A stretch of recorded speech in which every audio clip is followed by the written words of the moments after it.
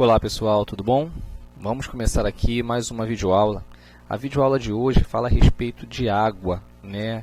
É uma matéria essencial à vida e que a gente precisa muito, né? A gente não faz ideia da necessidade e dependência que nós temos, né, desse componente químico. Então a gente vai conhecer um pouquinho a respeito da água, da interação dela sobre, né, os organismos vivos de uma forma geral e como ela se apresenta no nosso planeta, tá bom? Vamos começar essa videoaula aqui de hoje.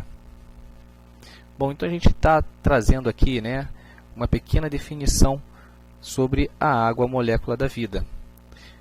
Água, né, recurso natural abundante, essencial para a existência de vida na Terra. Reparem, eu grifei, né, eu sublinhei existência de vida na Terra. Hoje, para a gente, né, todo organismo vivo, a gente que eu digo, né, a sociedade científica, todo organismo vivo necessita de água em seu corpo, né? Então, alguns uma quantidade maior, outros uma quantidade menor. Mas para que ele seja caracterizado como organismo vivo, ele necessita, tá, de água. Então, a gente repara isso observando o ambiente. Uma semente, por exemplo, ainda que não tenha, né, completamente uma vida, ela possui lá uma certa quantidade de água. O exemplo é um milho de pipoca. Né? Por que o milho de pipoca estoura? Quando a gente coloca esse milho de pipoca na panela, esse milho começa a aquecer, né, sofre uma reação física na pouca quantidade de água que está dentro do seu grão e ele acaba, né, estourando. Então a gente percebe que é uma pequena quantidade de água. Uma das formas de nós percebermos, né, no caso do grão, milho. E a gente pode analisar, fazer uma outra comparação quando a gente vai analisar uma água viva. Né, a gente quase não consegue percebê-la nadando, né, no mar, porque 97%, 98% do seu corpo é constituído de água. Então a gente vê, né, elementos totalmente distintos, mas que independente, né, da sua relação de vida, eles apresentam sim uma quantidade de água. Tá legal? Então, eu trouxe aí para a gente a definição, né? Água é uma molécula. E o que vem a ser uma molécula? Uma molécula é a junção de dois ou mais átomos.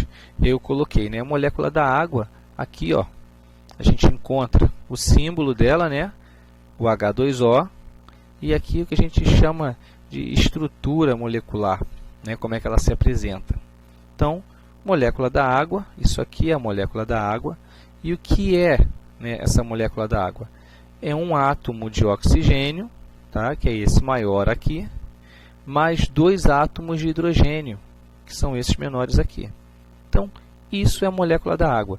Né? A gente divide a água aí em várias partes. Quando a gente não consegue mais dividi-la, a gente encontra aí, tá, esse desenho, essa configuração. E aí eu trouxe, ó, o planeta Terra está inundado de água, formando a hidrosfera, compreendendo os oceanos, mares, águas continentais. Então, né, é muito estranho o nosso planeta se chamar Terra, se grande porção dele, na verdade, é água. E o barato do nosso planeta, o que faz diferença com relação aos outros, é essa, né, que a gente tem uma grande quantidade de água. Então, eu trouxe aqui, né, um gráfico que expressa muito bem isso, tá? Quantidade de água doce no mundo.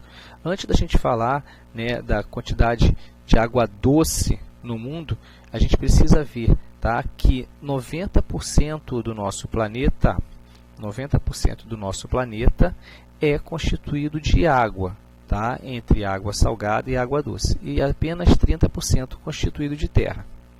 Aí a gente vai analisar essa água do nosso planeta. Quem é essa água do nosso planeta? Então a gente tem, né, 70% dessa água do nosso planeta sendo de água salgada nos mares.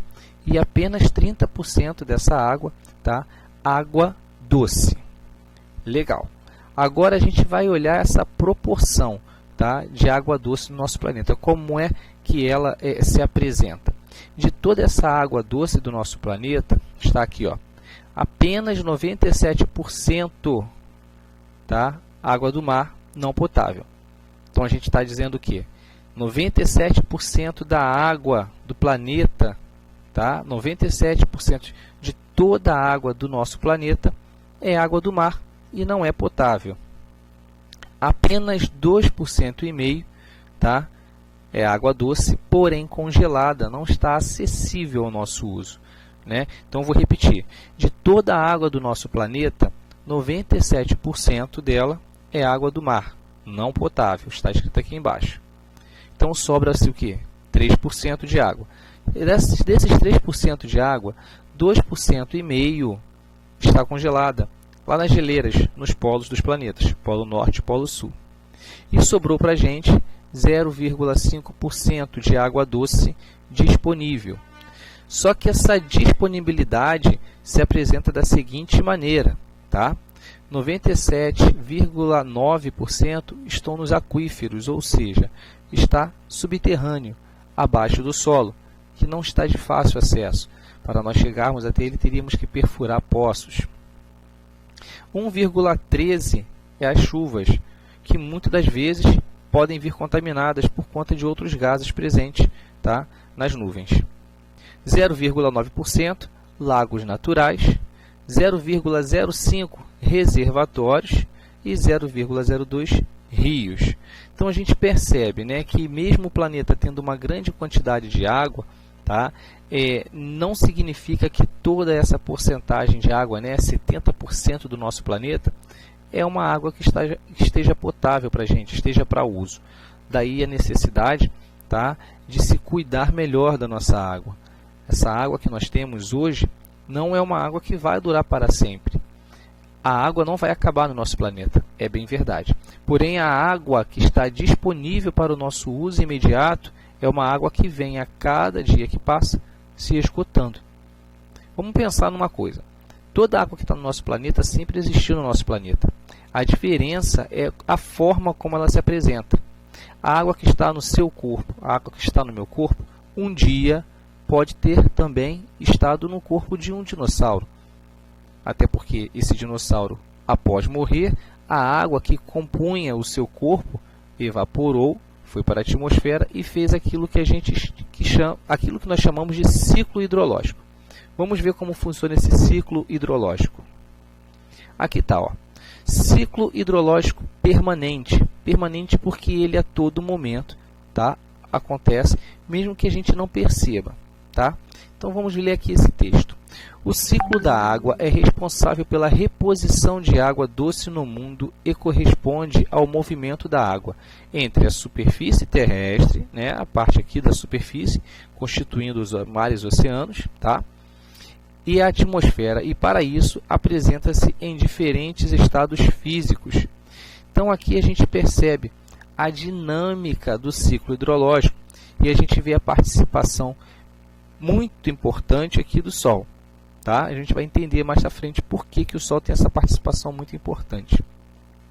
E aí a gente vê, né, vários eventos. O evento da evaporação, a gente vê o evento da condensação, da precipitação, né? Aí tem aqui a questão física da infiltração.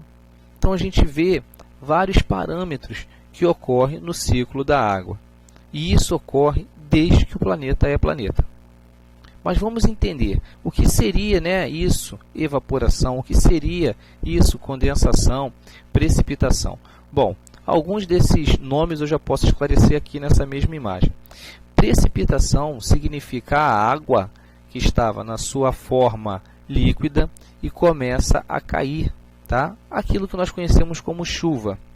Infiltração é quando a água atinge o solo e, por meio, né, dos poros desse solo, começa a se alojar na parte mais interna. O escoamento superficial seria aquilo que a gente conhece como as cachoeiras. Tá? É um escoamento natural oriundo dessa grande precipitação. E a formação de neve ocorre quando essas mesmas precipitações encontram um ar, né, com uma temperatura bem baixa, fazendo com que elas se congelem. Mas vamos entender melhor o que significa evaporação e condensação. Bom, mudar sem alterar. É isso mesmo. A água pode mudar o seu estado físico, a forma como ela se apresenta.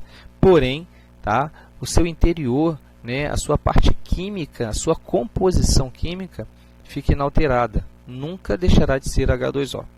Então a gente vê aqui, ó, a grande diferença entre os três estados físicos, né, que é sólido, líquido e gasoso, é o afastamento entre as partículas, e um dos fatores capazes de produzir tais mudanças é a pressão e o outro fator é a temperatura. Bom, então a gente percebe aqui nesse desenho, né, uma diferença, né, bem nítida, a organização. Cada esfera dessa aqui é uma molécula de água e a forma como elas se organizam estão bem distintas, né? Aqui a gente percebe que elas estão bem agrupadas, aqui a gente percebe que já há uma desorganização nos seus ajustamentos e aqui, né, elas estão bem espaçadas. E por que essa diferença? Por conta do seu estado físico. Quando a água está no seu estado físico sólido, há um melhor preenchimento do recipiente do local onde ela se encontra. Aqui, no estado líquido, ela preenche de forma a não deixar espaços disponíveis o local, o recipiente onde ela está. Porém, a sua organização das moléculas é menor do que a organização nos sólidos. E passando aqui, ó, para o estado gasoso, a gente percebe um grande afastamento e um maior preenchimento de total espaço que esse recipiente possa ter, não respeitando muitas das vezes a sua forma, tá? Podendo levar até mesmo ao rompimento desse recipiente. E o que faz, né, essas mudanças ocorrerem? Dois fatores, como foi dito aqui, a pressão e principalmente a elevação da temperatura.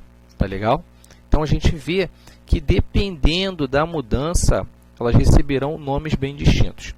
Quando eu tenho a água no estado sólido, passando para o estado líquido, ela receberá o nome de fusão. E para que isso ocorra, é necessário que haja o aumento da pressão ou temperatura. Quando eu tenho a passagem do estado líquido para o estado gasoso, eu tenho a vaporização. E para que isso ocorra, também é necessário o aumento da pressão e da temperatura. Desculpa. Voltando, né, retornando o sentido aqui, eu tenho a passagem do estado gasoso para o líquido. Quando isso ocorre, chamamos de liquefação. E para que isso ocorra, ocorre o evento contrário. É necessário que diminua a pressão ou até mesmo, né, a temperatura, fazendo com que essas moléculas comecem a se juntar. Coisa que nós fazemos quando estamos com frio, né? Procurar estar próximo de outras pessoas. E quando, né, esse evento continua a acontecer, né, o estado líquido da água passa para o estado sólido, recebendo o nome de solidificação. A gente percebe então que o fator predominante aqui é realmente a temperatura e a pressão. E pode ocorrer de uma determinada matéria, a água no caso aqui, tá, passar do estado sólido diretamente para o gasoso, como também do gasoso diretamente para o sólido. E em ambos os casos, a gente dá o nome de sublimação. Beleza? Vamos lá. Aí a gente vê, né? Quando a gente ouve falar água, a gente tem a ideia de que água é água e ponto e acabou. Só que não é bem assim, tá? A gente vai reparar que a água, ela possui vários parâmetros. Então eu coloquei aqui água, parece, mas não é. Então vamos ver. Vários tipos de água estamos lidando no nosso dia a dia. E como é a definição, né? Será que toda água nos serve? Todas as águas nos servem para qualquer coisa, para beber, por exemplo? Vamos ver. Então, a gente tem, né, aquilo que a gente chama de água potável. E o que é água potável? É a água sem cheiro, cor e sabor, né? Essa é a água certa para ser consumida sem causar doenças. A água potável é aquela água que a gente recebe da estação de tratamento, né? Então, é uma água que foi preparada, foi trabalhada, passou lá por vários parâmetros, né? Desinfecção, foi adicionada cloro, enfim, outras substâncias que fazem bem para a nossa saúde. É uma água livre de qualquer tipo de agente patogênico, que não vá nos trazer qualquer tipo de risco. Então, é uma água que foi preparada, para ser consumida, limando, né, tirando todo e qualquer risco de contaminação. Aqui a gente tem água poluída. O que seria uma água poluída? Isso é fácil, né? Uma água suja.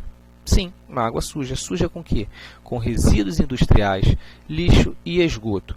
Então, se de repente, né, você está numa localidade onde não haja, por exemplo, coleta de esgoto, é bem provável, tá, que se você não tiver também uma água encanada, água potável encanada, essa água possa estar contaminada, tá? Contaminada por conta dos resíduos, tá? Que acabam se depositando primeiramente no solo e depois acabam atingindo os lençóis freáticos, né? Os aquíferos subterrâneos. A gente tem a água destilada. O que é a água destilada? É uma água totalmente pura, que a gente não encontra de forma natural, tá? Essa água destilada, ela precisa ser preparada em laboratório, onde será retirado dessa água qualquer tipo de outra substância. Então a gente chama de água destilada a água pura, H2O.